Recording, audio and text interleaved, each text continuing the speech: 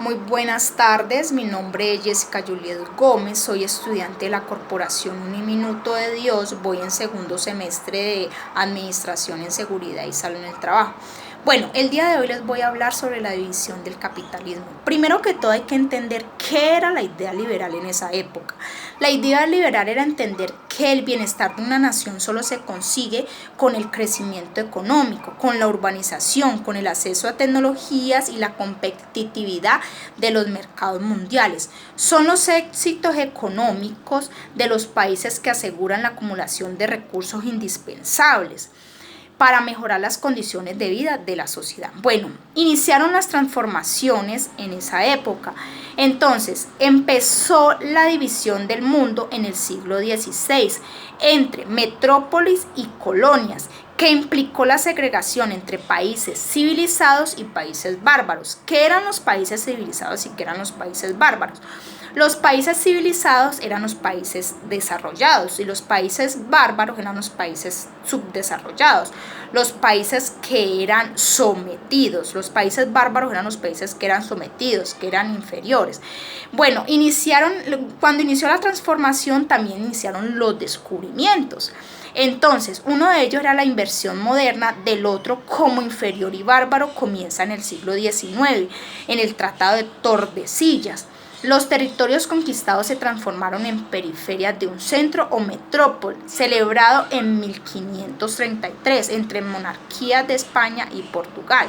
Bueno, tenemos que dar claridad de que los hitos históricos de las divisiones del capitalismo son los acontecimientos, los sucesos más importantes de una época, de un suceso. Entonces, cuando comenzaron los descubrimientos, comenzó en América Latina a mediados del siglo XIX, que eran los mestizos, los negros y los indios eran razas inferiores.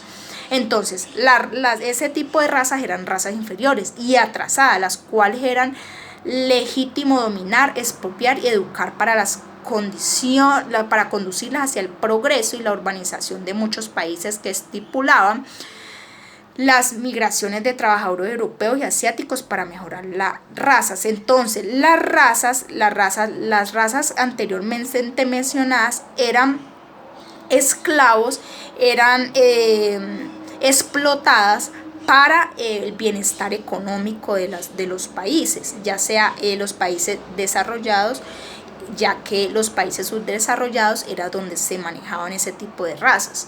¿Qué hacían estas razas para dejar de ser explotados? Emigraban a países europeos y asiáticos para mejorar dichas razas.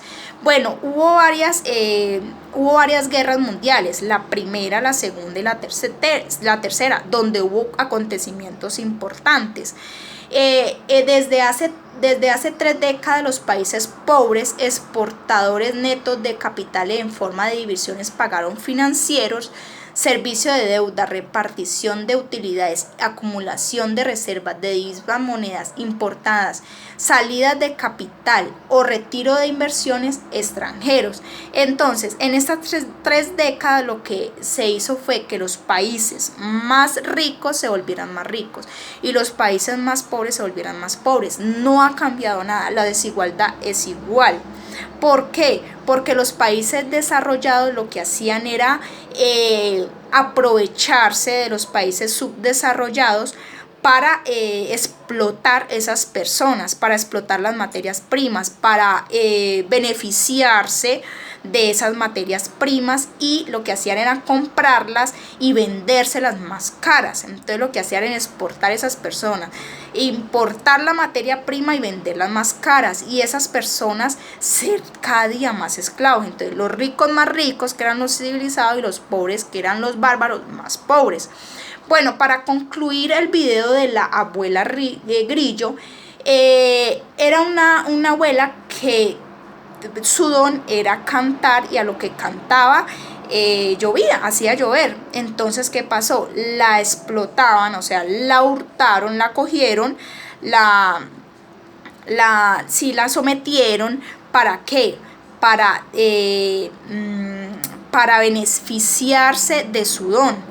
Y lo que hacía era beneficiarse de su don a costillas de la abuela.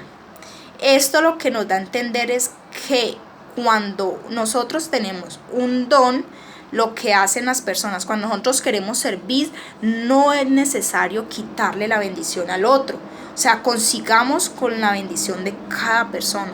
No es quitarle la bendición al otro, no es ir más allá del otro, no es ir por encima del otro, por delante del otro. Cada persona debe conseguir sus cosas por su mismo medio, no llevando la delantera del otro. Como conclusión podemos decir de que desde el siglo XVI hasta el siglo XXI, en el cual estamos, la desigualdad sigue. La desigualdad sigue, la pobreza, los pobres más pobres, los ricos más ricos, o si no, vemos el caso de los senadores, vemos el caso de los impuestos. Los senadores en puestos que ganan N cantidad de plata, y los impuestos de los pobres igual, los impuestos de los ricos menos. Entonces vemos de que la desigualdad aún sigue. Bueno, muchas gracias. Mi nombre, espero que les haya gustado. Feliz tarde.